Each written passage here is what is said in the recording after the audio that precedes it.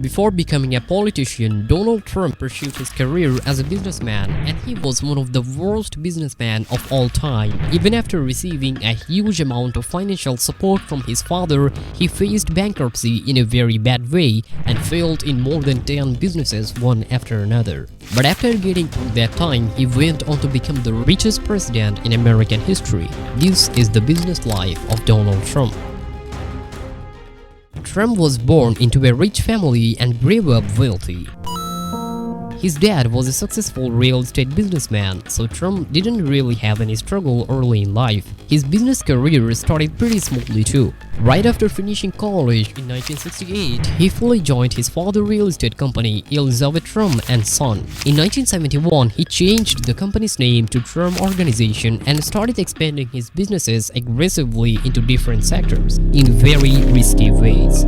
Especially in the early 1980s, when there was a property boom in the US, everyone started buying tons of real estate. Trump wasn't behind anyone. In fact, he was much more aggressive than most. He bought a lot of properties, turning them into luxury hotels and casinos. Some of his big projects were Trump Casual, a casino hotel he bought in 1985 for $320 million. Then he bought one of New York's most iconic and luxurious property, the Plaza Hotel, for $390 million.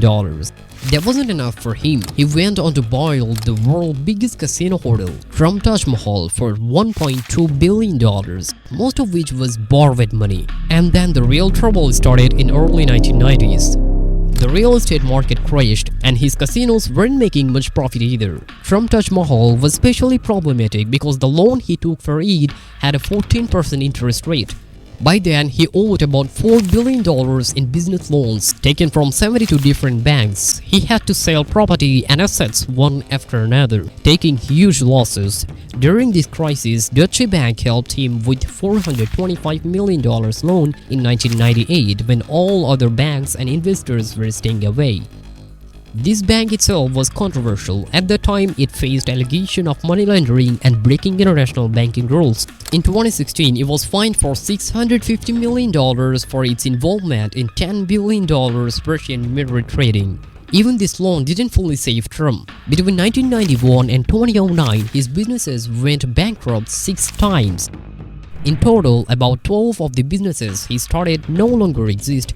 Now that's not a big deal. Failing in businesses happens, but his failures mostly came from taking too many risks and being overconfident without any knowledge. For example, in 2006, he launched a mortgage company and said it was the perfect time to start one. Who knows more about financing than me, he claimed. But with his history of failures and high-risk moves, the company shut down in 2007. So where did his wealth come from? Well, it's complicated because his money didn't come from just one or two sectors. First, he got about $500 million from his father as of 2026. With that and the assets left by his father's company, he started various risky real estate, casino, and financial ventures. Some made money, some didn't. After the 2008 financial crisis, he mostly moved away from these businesses and got into the stock market. Then he started making money by selling licenses with his name. Later, his biggest revenue came from cryptocurrency, which he got into especially after COVID. By 2025, his net worth reached $7.3 billion, up $3.3 billion from the previous year. The main reason was crypto. This also raised conflict of interest questions. Although he's been involved in a lot of controversial stuff, so I'm wrapping up the video about him here. There are things you could learn from him, but honestly, it will be better off not learning most of them. There are many people out there who have built their success on their own talent without engaging in shady activities. Make sure to subscribe.